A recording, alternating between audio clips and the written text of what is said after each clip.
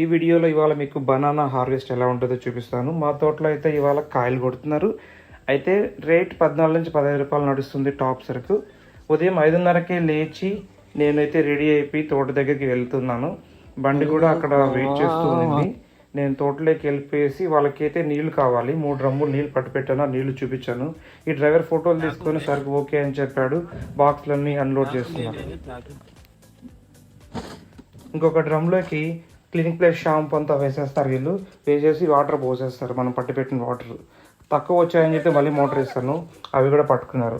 మనం చేయాల్సింది ఏంటంటే పడిపోయిన కలర్ని వాళ్ళకి చూపించాలి, అవి కొట్టుకుంటారు వాళ్ళు. అవి మటన్ లాగే లయాలు కట్టి కట్ చేసి ఆ వాటర్లో వేస్తారు. వేసిన కాయలు వాళ్ళు నీట్గా తీసుకొని ఆ బాక్స్లో ప్యాక్ చేసి పేపర్ వేసేసి ట్రక్లో వేసేస్తారు.